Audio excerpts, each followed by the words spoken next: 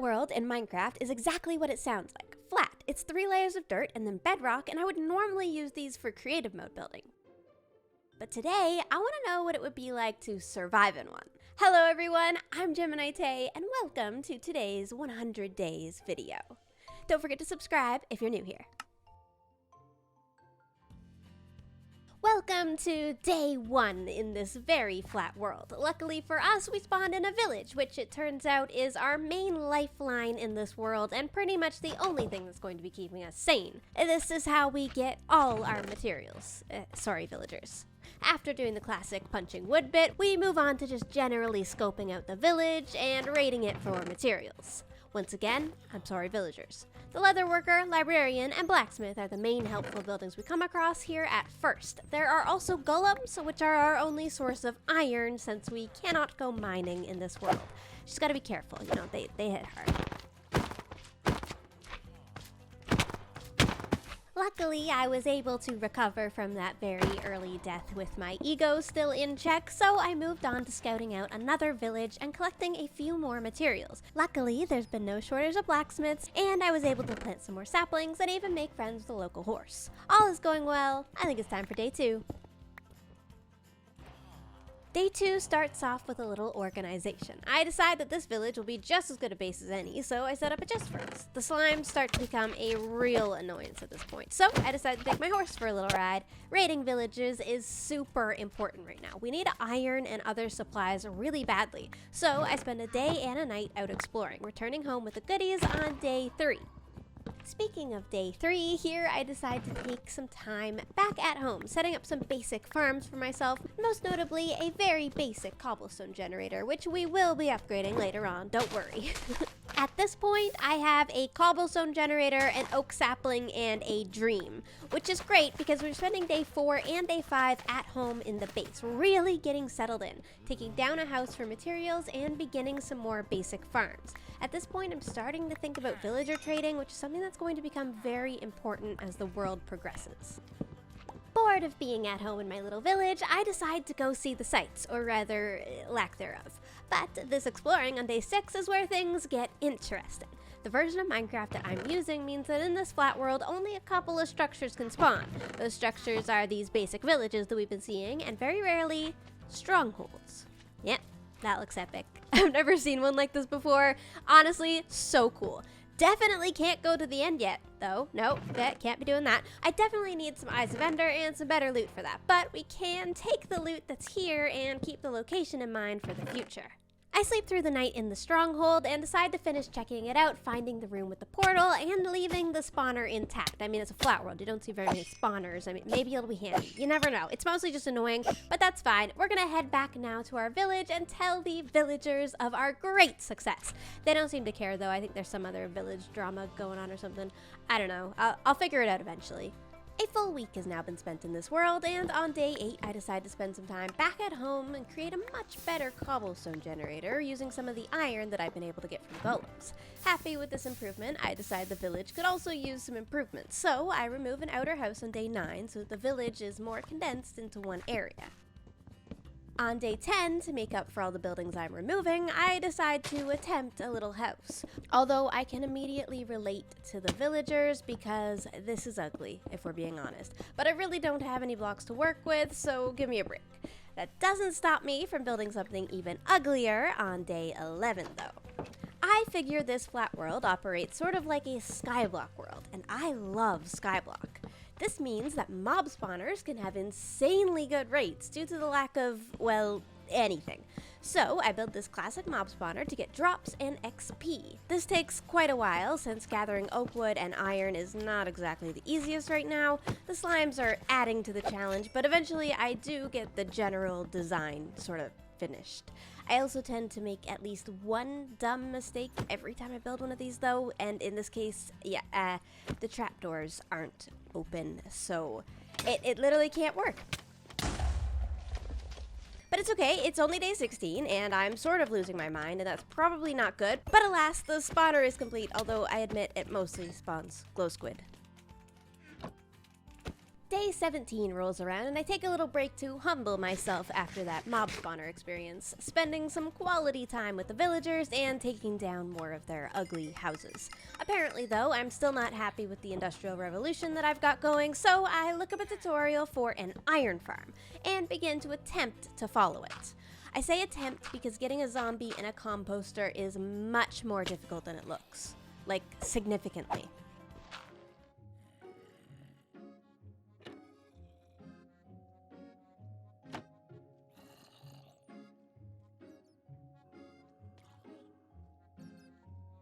I woke up on day 18, took my anger out on a golem, and quickly did some brainstorming on how to make this easier. For some unknown reason, I decided that getting villagers in would be the next logical step.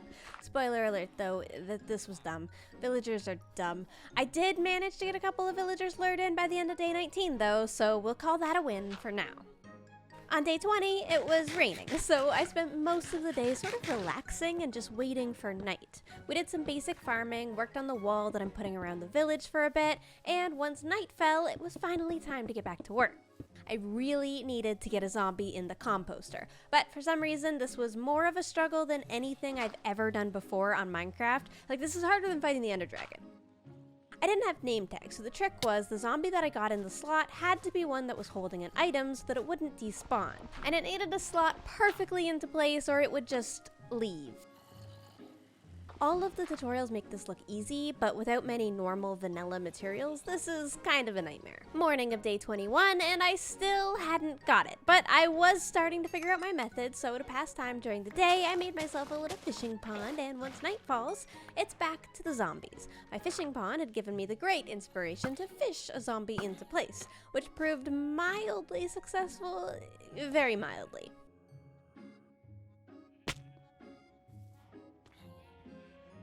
Let this be a lesson in not celebrating things too early.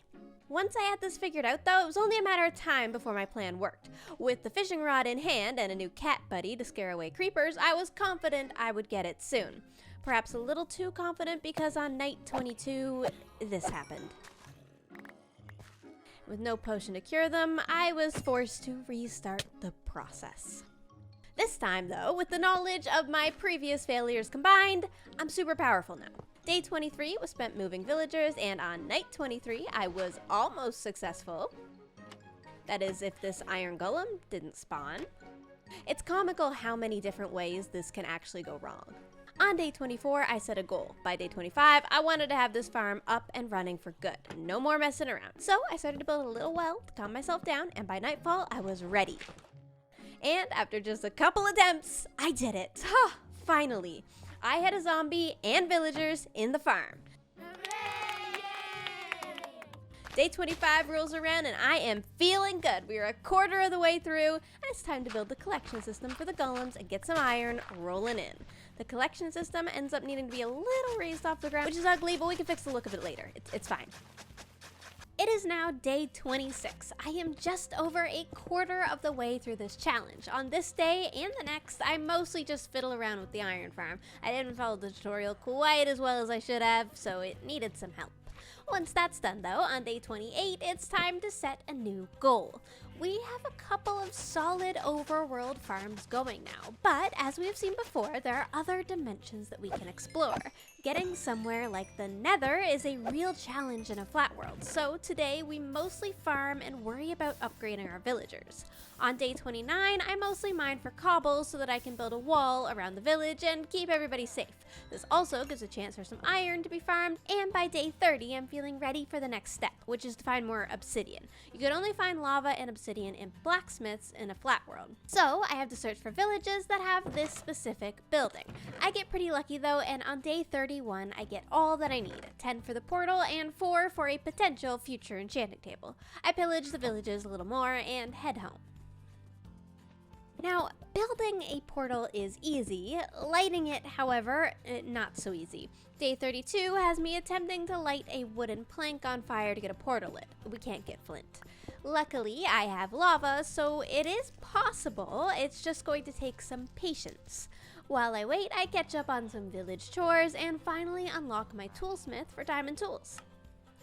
Emeralds are way easier to get now that I can trade iron. On day 33, I do some more general farming while I wait for wood to burn near my portal. And I take down another house. Eventually, I will build more houses, but I want to get focused on getting access to more blocks first.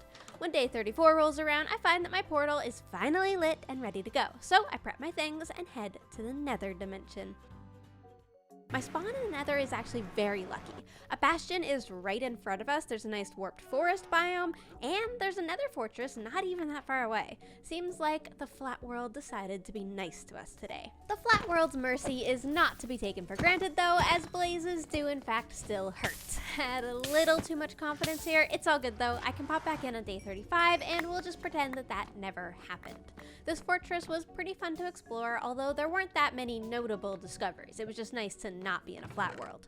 Netherwort and blaze rods are the main upgrade to come from this, so I make a quick fire resistance potion for safety and go to bed.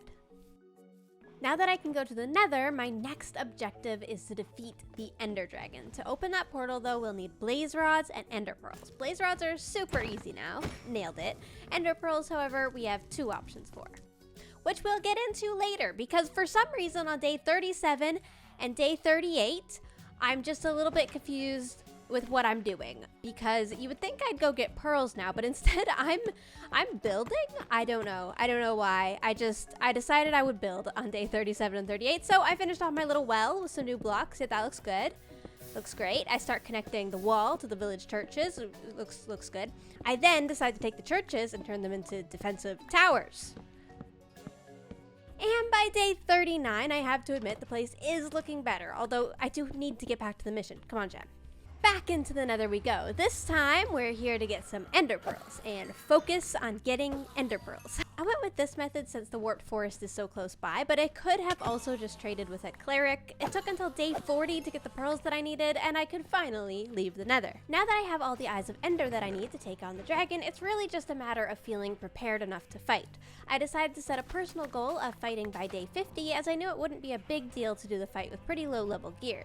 Regardless of that though, I still spent the days leading up to the fight preparing myself and the village. You'll notice I started planting saplings next to flowers in hopes of some bee spawnings to add new life to the place. I'm farming lots of wood, carrots, and iron on day 42 for trading, and on day 43 I decide I could smelt a lot of the trades that I'm getting from the armorer to get even more iron nuggets. It's not much, but it's better than it taking up room in my storage. It's on day 43 that we also get our first bee family move in. Big day in the village. I start harvesting from the hive immediately so that we can get even more bees. I love bees. On day 44, I am extremely distracted by my new bees, and to be honest, I'm just sort of vibing. This is the point where it starts to feel a lot less like a challenge and more just like a really fun Minecraft playing experience. I would go around the village, slowly upgrade things, and just generally chill. Inspired by my bees, on day 45, I decide the village needs a little garden area. Basically, I need to start being able to farm wood, carrots, and wheat in a place where my villagers aren't. So, I start fencing a small outside area where the slimes also can't get in. I also finally unlock my very first diamond armor. This is hype, it has feather falling. Day 46 goes much the same, except more bees spawn, so I continue the little garden area. Trading is getting much easier, so we are also able to get our very first diamond axe today. Not even halfway through, and we are starting to look very shiny. On day 47, I kick myself back into gear. We need to prep for that fight if we're gonna do it by day 50. So I get my diamond chestplate from the villagers and get a bow ready for the fight. Honestly, I won't really need much. Some food, blocks, and a bucket of water will pretty much do it. And by day 48, I'm ready to go. So I pack my things and take my horse and off we go. Except I almost forgot the most important part, the eyes. So I turn around, grab the eyeballs, and off we went again. Had to sleep in a village overnight though. Sorry villagers. Moving on, my lovely horse gets to stay behind below, and off I go towards the portal. This fight is not too eventful really, but I do want to quickly flex how much I've improved with a bow. Look at those shots. Heck yeah. Dragon fight went well, pretty standard stuff. I didn't really do any fancy fight tactics, just straightforward slapping it in the tail. Once the fight is over, we collect the egg and it's time for the real challenge. I brought some blocks and some rockets in hopes that we find an elytra today and also some good diamond gear. The first city I raided didn't have much, so I moved on. I really dislike bridging over the void, so this felt like it took forever. But I did eventually find a city with elytra on day 51, and then things got a lot easier. Look at me go with my new wings! I went off to find one more spare pair of elytra, just in case, and a little bit more gear, and I ended up with quite a few diamonds, which are very rare on Super Flat, so hyped for that. On day 52, I decided it was time to head home and tell the villagers about this adventure. The villagers, once again, don't seem too fussed about my stories, so I put away my things in the slowly growing chest monster and decide to immediately put my diamonds to use making an enchanting table. This will be a huge upgrade for us. It's day 53 before I get the enchanting table installed though, but once it's there, it's so lovely. I can get lapis from the cleric, and my mob spawner gives me more than enough levels. Look at my little happy dance. I can't believe we are already halfway through this challenge. Speaking of halfway, I think it's time we start on the major upgrades. I'm a builder after all, so let's build my villagers some things, starting with this central house that needs an upgrade. I take it partially down and invite some villagers inside to get librarians to trade with. My elytra desperately needs mending. These things don't last very long. I need more books though, so it's time for a quick flight to the stronghold, and that also gives me a chance to bring my horse home. Day 55 is pretty much just me rolling trades with the hopes of getting mending. Luckily I do, as well as unbreaking, which is massively helpful. Now that our librarians are sorted, it's time to get building. I chopped a bunch of wood and got to work improving this village house. I also realized that I got a silk touch pickaxe from the end. Now I can very easily get stone, which is so handy for foundations. On day 57, I had a pretty basic brick roof, and it's finally starting to look a little better. Although I would do anything at this point for a wood that isn't oak wood or nether wood. My intention was to have this building be for librarians, so on day 58 I cleared out the room inside a little bit for them to stay there. I did, however, accidentally make this into a villager trap. So eventually just all of my villagers end up in here. You'll see that happen slowly. I end day 58 by moving my cows over to the farming area just to continue sort of organizing things. The organization feeling overflows into day 59, and I start that day by using my silk touch axe to move my bees to a better location. Then I remember that I can dye sheep with flowers. Don't ask me why it took me so long for me to remember this, so I organize my sheep as well. To be honest with you, by day 60, I had organized nearly everything, except myself. I am the problem. So I decided to set a new and much larger goal. I want a base, a big castle base where I can store my things and take care of the village. So on day 60, I literally spend the entire day mining stone so that we can do this. Day 61 is where the work begins. First, we need to take down the buildings that are in the way. I decide the castle can go nearby where my storage already is, since that's kind of where I naturally set up. I end the day with a little trading break, and then it's back to work on day 62. Now that I have this big goal in mind, the days are flying by. I am so hyped for this build. An outline is the first step to a base plan, so on day 63 I start outlining what I want. I'm inspired here by an old Grand castle layout, basically just 6 towers in a straight line. I figure a fairly simple castle like this will be something I can do in a reasonable amount of time. After all, we're already on day 63 and I want to actually live in this castle before the 100 days are up.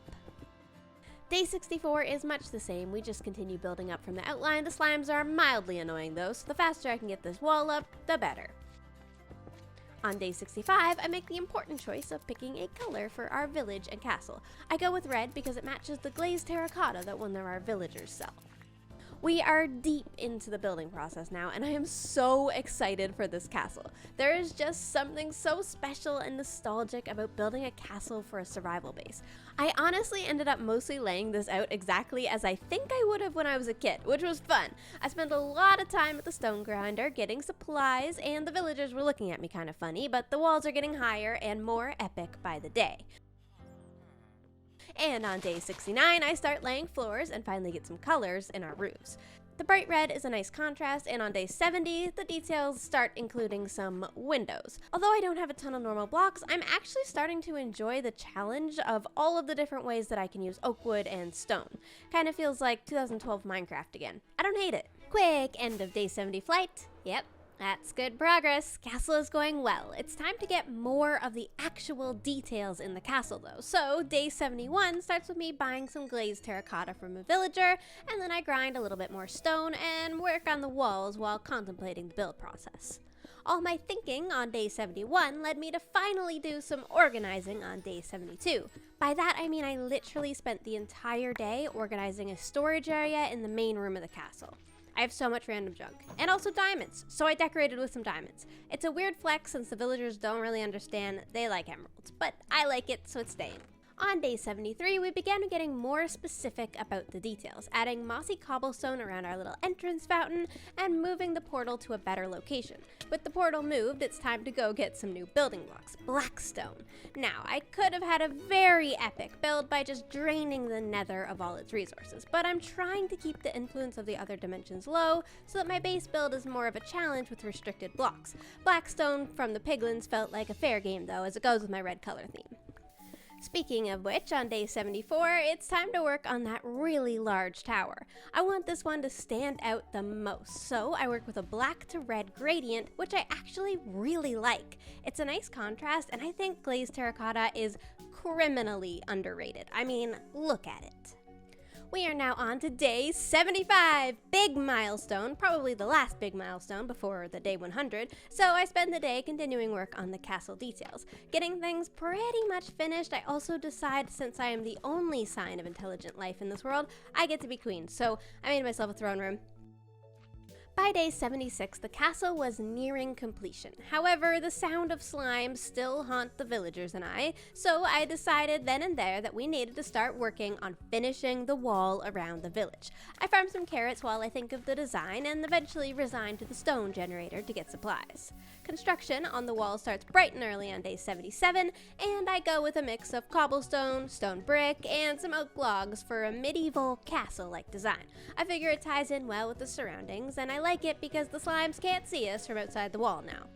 I get halfway around and take one look at my iron farm though, and I realize that is an extremely ugly eyesore. I will not be having that around my castle, so I fix it, which takes well into day 78 to complete, but look, it's way better now. I suppose I wouldn't be a very good queen if I built a castle and let my villagers just fend for themselves. So now it's time to transform another village house. This time, a farmhouse. It looks pretty good and also gives me the idea to start transforming our villagers for better trades. For that though, I need potions and golden apples. So it's off to the nether in search of a mushroom, which I came by pretty easily luckily, and then returned back to the overworld to try to find sugar. You can only get sugar in witches from a Flatworld, so tonight my horse and I are going to have to do a battle for sugar. Luckily, the first witch I killed drops it, so I guess it's not really much of a battle. That brings us to day 80. We can now easily brew the weakness potion we need and begin on an underground tunnel to do the transformation in. A little creepy, but it'll do the job. And by nightfall, I can lure any old zombie in and get the transformation process started. I probably should have done this sooner, but I kind of forgot how easy it is. Villagers are overpowered.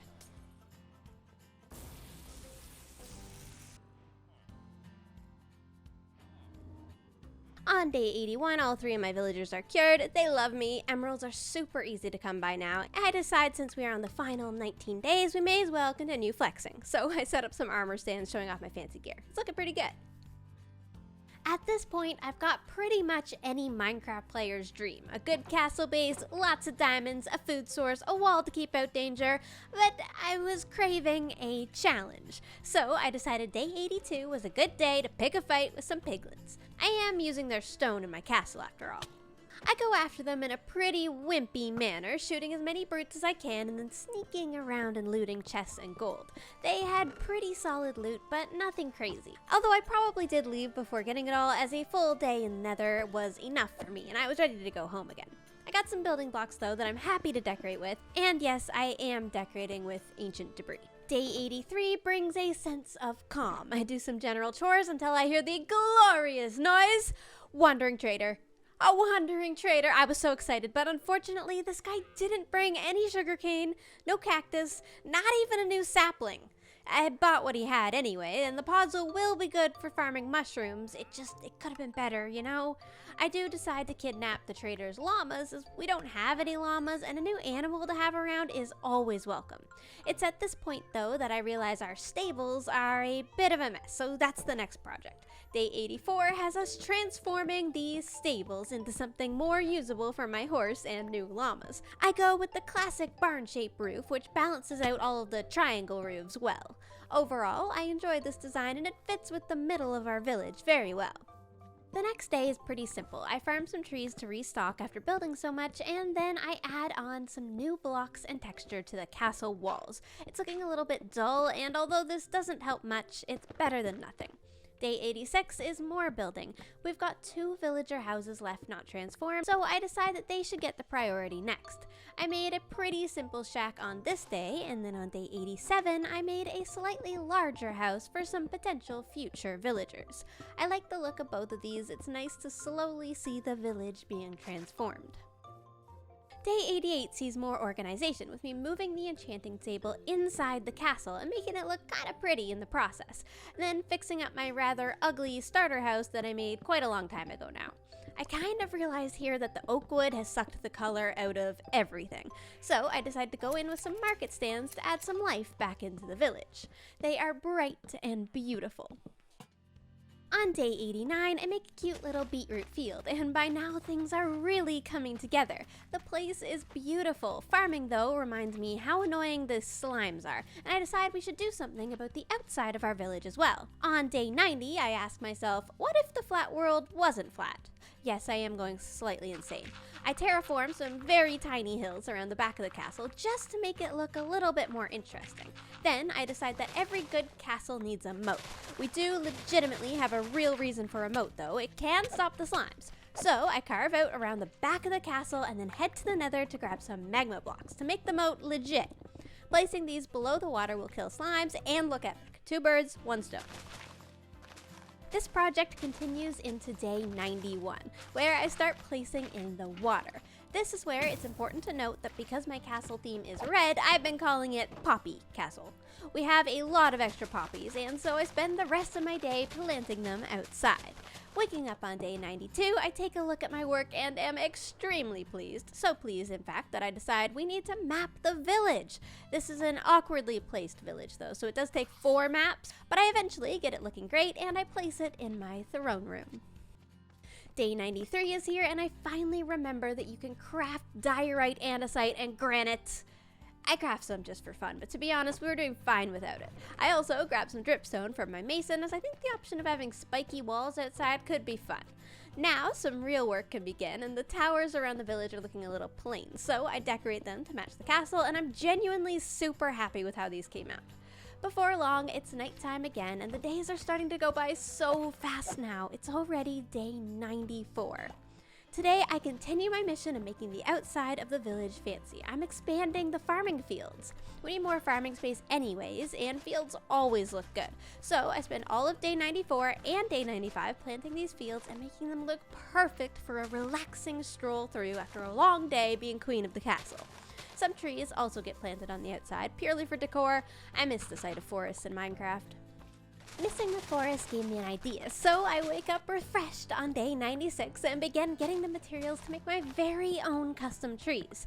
I'm making a very simple version of an Italian cypress tree, where you can simply place a log up the center and add leaves as you go up the tree, thicker at the base and then thinner at the top.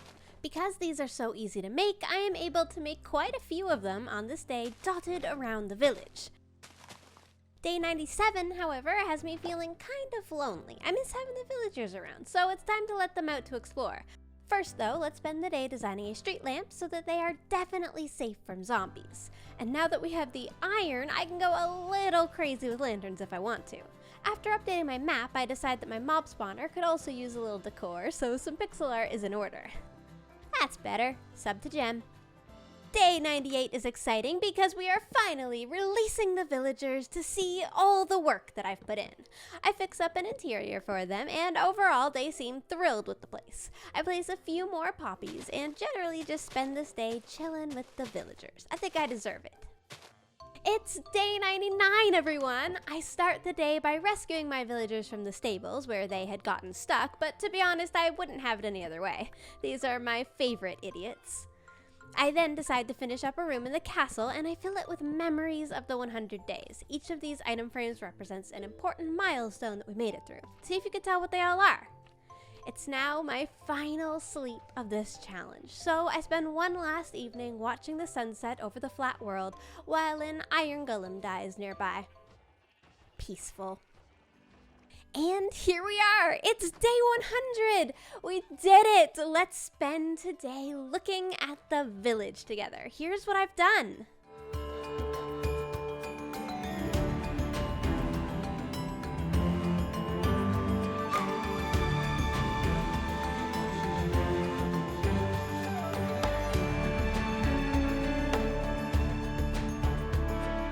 Thank you so much for watching to the end of this video. If you made it this far, congrats! Welcome to day 100. This world is beautiful, and although these builds are certainly not my best builds I've ever done, I am genuinely proud of them because it was a real challenge building in this world. I think this area turned out just wonderful for only being 100 days of Minecraft. If you would like to see me play 100 more days in Minecraft, definitely give this video a like and show it some support to let me know. Or if you'd like to see me do a different 100 days challenge, definitely let me know that too down in the comments down below. I can't wait to hear all of your thoughts on this video as it was so much work to put together. Let me show you my statistics. Hold on. So stone is my most mined, which is not a surprise. Time's broken, we've got the stone tools crafted, lots of wood. I've picked up 4,600 carrots, and I've dropped 200 slime. Yeah, none of that is a real surprise, to be honest. My time played is 0.87 days, so some of the days counted as 10-minute days because I was sleeping through the night, and some of them were 20-minute days, especially when I was in dimensions like the end and the nether where I couldn't sleep. All in all, this was an amazing experience, and I'm so happy I did it. What a video. Don't forget to subscribe if you like this content, and I'll see you in the next video, everyone. Bye-bye!